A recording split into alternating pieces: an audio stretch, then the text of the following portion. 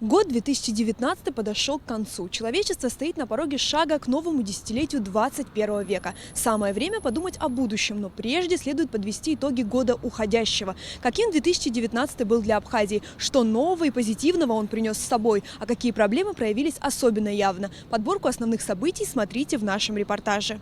Несомненно, одним из важнейших событий не только 2019 года, но и минувшего пятилетия стали для народа Абхазии выборы главы государства. Впервые в истории страны они прошли в два тура, первый из которых был назначен на 25 августа. По результатам голосования определились два кандидата – Рауль Хаджинба и Алхаз Квициния. Повторное голосование состоялось в республике 8 сентября. По его итогам Рауль Хаджинба набрал 47,39%, а Алхаз Квициния – 46,17% голосов. Таким образом, действующий глава государства был переизбран на второй президентский срок. Рад вас всех видеть вновь. Будем продолжать.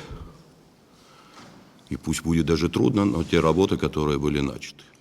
Однако второй кандидат в президенты, лидер партии Амцахар, заявил, что не признает выборы состоявшимися. Свою точку зрения Алхаз Квициния аргументировал тем, что ни один из кандидатов не набрал в ходе второго тура 50% голосов. Он подал жалобу в Верховное, затем и в Конституционный суд страны. Таким образом, ситуация в обществе осложнилась. Следует отметить, что судебные разбирательства по данному делу продолжаются и сегодня. Однако важно подчеркнуть, что все политические силы Абхазии в данном случае приняли решение действовать и отстаивать свою точку зрения в рамках правового поля. Это не может не говорить об определенной зрелости общества, подчеркивает директор Центра стратегических исследований при президенте Абхазии Гиви Габния. Конкурирующие или же оппонирующие группы, мы называем политические силы, политические организации, партии, они все понимают, что нужно действовать в рамках этого закона, в рамках права, и тогда избиратель же тоже он смотрит, и если мы уходим за рамки с этой стропы законной уходим, конечно, избиратель от нас будет отворачиваться. Это понимают все, это классика. Поэтому надо это отмечать, что как бы не был накал, в любом случае все было в рамках допустимого. И я думаю, что и дальше будет идти уже один раз, когда привыкаешь к правовым шагам и не позволяешь себе лишнего, то, наверное, это уже привычка тоже. Так же, как и привычка, если ты позволяешь себе негатив, значит, ты будешь дальше тоже негативом заниматься. Поэтому это нужно считать, что зрелость, это и опыт, нужно говорить о том, что политические силы дошли до того, что они, понимают, что работая с избирателем, нужно все-таки в рамках закона это делать. Реструктуризация системы Кабинета министров – еще одна достаточно актуальная тема, обсуждаемая в обществе. Главой исполнительной власти в 2019 году была инициирована серьезная оптимизация государственных органов. В ее рамках было упразднено Министерство сельского хозяйства и Министерство по курортам и туризму. Значительно была расширена подведомственная сфера Министерства здравоохранения. В его состав вошли Министерство труда и социального обеспечения и 4 внебюджетных фонда. Ряд государственных комитетов были переформированы в управление. Насколько необходимы и оправданы подобные изменения с экономической точки зрения?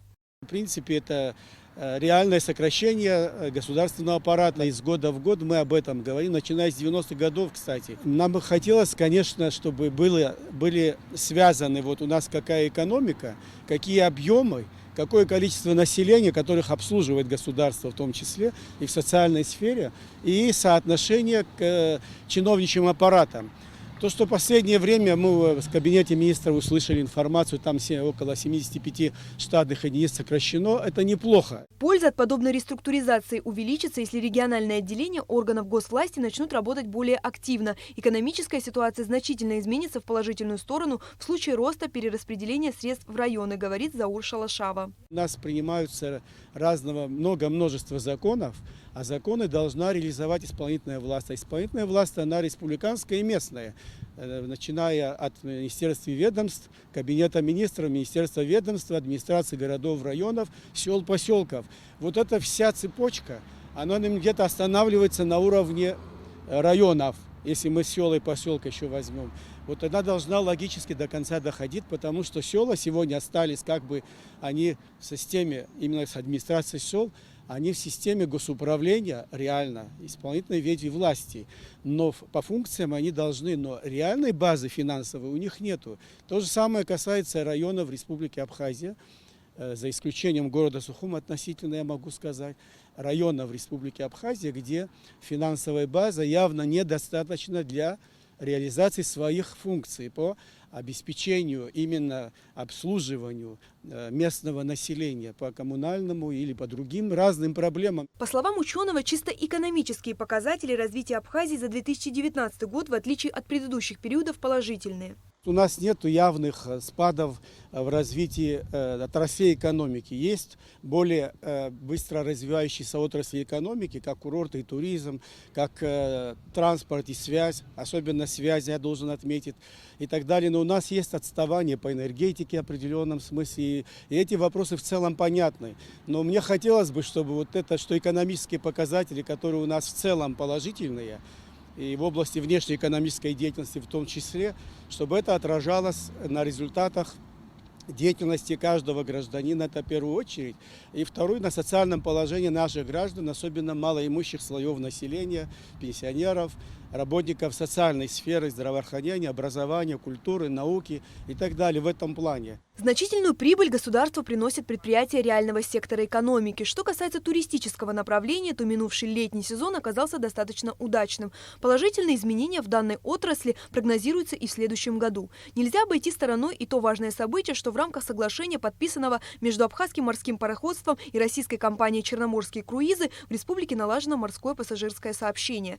Тестовый заход лайнера «Князь Владимир» в порт Сухум стал настоящим событием для жителей столицы. В настоящее время полным ходом идет продажа билетов, предполагающих морское путешествие с посещением Сухума.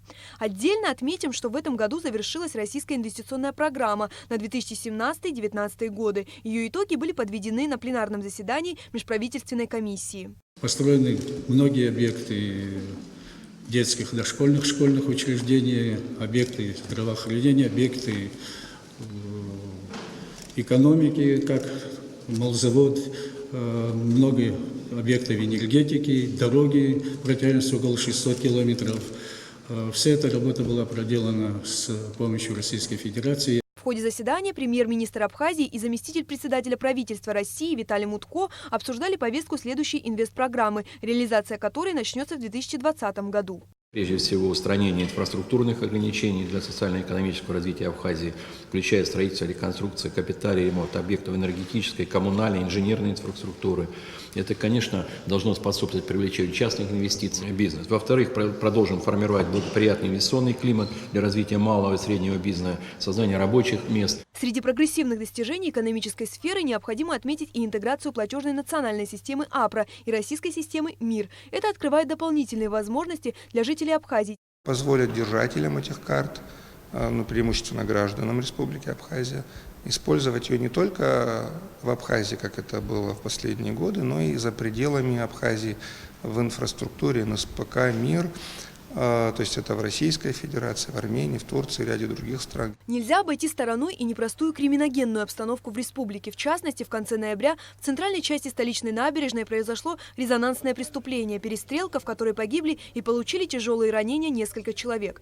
После случившегося в обществе стала широко обсуждаться возможность принятия закона против организованной преступности, который был внесен на рассмотрение парламента президентом страны в марте 2019 года. Не только этот законопроект, но и другие разные нормативные акты, которые необходимы в этой сфере с точки зрения большего эффекта при борьбе с преступностью, а в том числе и организованной преступностью, они необходимы. И нужно делать решительные шаги. Я думаю, общество этого желает раз. Думаю, что власть и соответствующие субъекты процесса и законотворческого в том числе, они тоже, наверное, все-таки готовы к этому. И я думаю, в этом плане мы увидим результат. Неотъемлемой частью общественной жизни является ее культурная составляющая. В этом смысле 2019 год был достаточно богат на различные события. Премьерные показы спектаклей на русском и абхазском языках, яркие концерты и фестивали, выставки и представления гармонично составили афишу культурных мероприятий уходящего года. Много сюрпризов, очень много нового. Это касается и абхазского театра, и Русдрама имени Фазиля Искандера, если говорить о театре. А если говорить о музыкальном искусстве, то очень интересные были концерты. Очень интересно было то, что в филармонии имени Раждена Гумба открыли малый зал на 2-м этаже.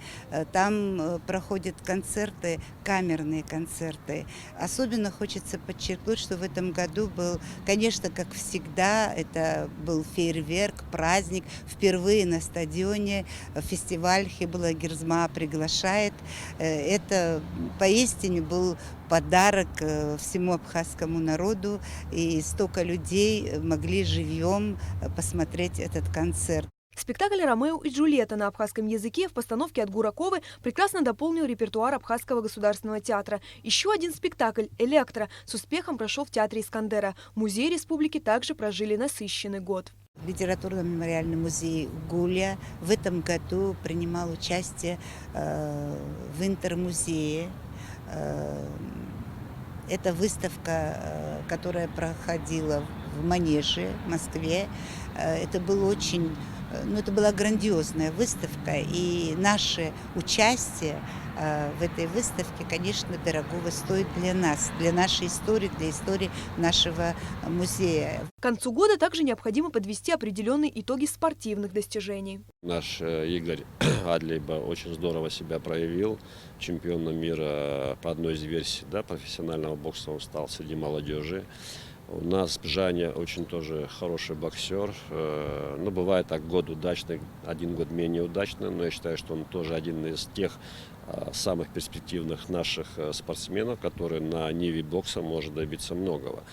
Но это профессионалы. Есть у нас еще любители боксеры. Ну, конечно, они помоложе, да, но во всяком случае перспективы их роста, они однозначно есть. Менее активно спортсмены проявляют себя в командных видах спорта. На это есть свои причины, отмечает Рафаэль Ампар. У нас команда одна по волейболу играет на первенство города Сочи. К сожалению, это не тот, может быть, уровень, по большому счету, но у нас и команда по волейболу сейчас не может похвастаться высоким уровнем, потому что общее состояние волейбола, пока, можно сказать, на троечку только, да.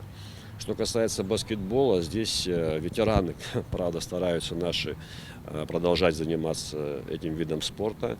А если иметь в виду более младшее поколение, здесь опять-таки трудно участвовать где-то, прежде всего в России, в каком-то официальном турнире, если ты не особо готов. Поэтому здесь опять-таки нужно заниматься серьезнее, чтобы этот вопрос с помощью, конечно, государства мог быть решен. Если иметь в виду футбол, то здесь есть определенные проблемы, и мы об этом не скрываем. У нас ребята, которые достигают, скажем, 18-17 лет, порядка 70% они оставляют заниматься футболом. Ну и получается, ставку делаем только на тех, кто остается.